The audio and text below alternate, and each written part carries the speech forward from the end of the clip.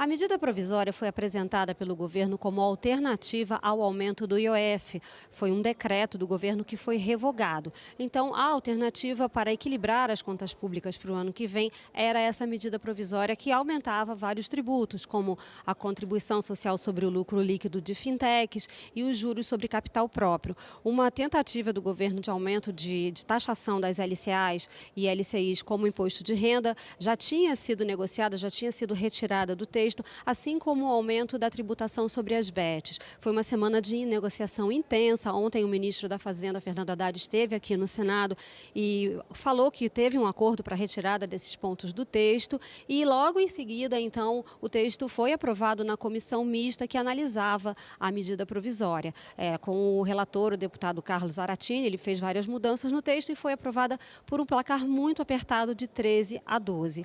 E aí, depois disso, então, o texto seguiu para a Câmara dos Deputados e o texto entrou em pauta hoje.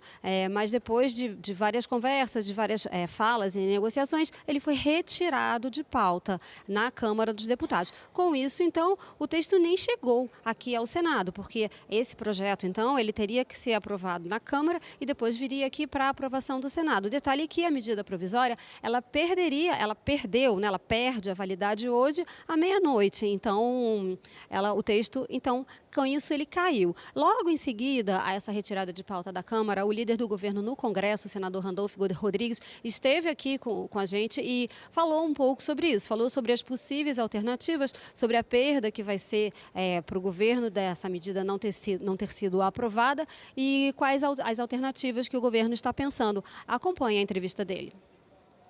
É uma medida provisória que taxava bancos, bets e bilionários. É uma medida provisória para taxar os mais ricos, para continuar o programa do governo do presidente Lula de isentar a maioria dos brasileiros, de anistiar a maioria dos brasileiros de pagar imposto de renda.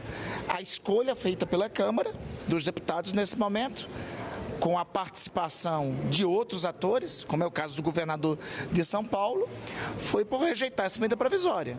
Não é o fim do mundo para o governo, mas mostra a opção, as opções políticas da nossa oposição. O Ministério da Fazenda tem um arsenal de alternativas, né?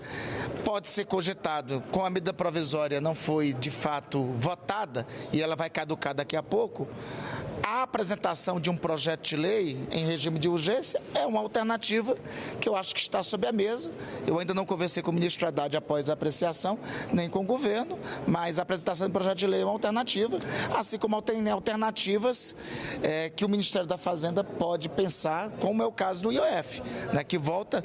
Essa medida provisória, lembremos a gênese dela, era uma alternativa à reação que o Congresso Nacional teve ao IOF. Se a medida provisória é rejeitada ou é caducada, então é por natural que o IOF volte à mesa como alternativa, né? O que nós temos é que fechar uma conta.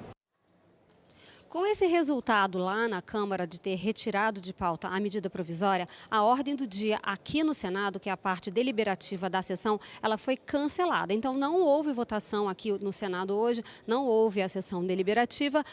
A sessão inicial, que foi a parte dos pronunciamentos dos senadores, que é chamado período do expediente, ela aconteceu normalmente no início da tarde, com início às 14 horas. Logo em seguida, ela foi suspensa, aguardando a chegada da medida provisória. Como a medida provisória foi retirada de pauta lá na Câmara, não chegou nem a ser votada, então a sessão deliberativa daqui do Senado desta quarta-feira, ela foi cancelada.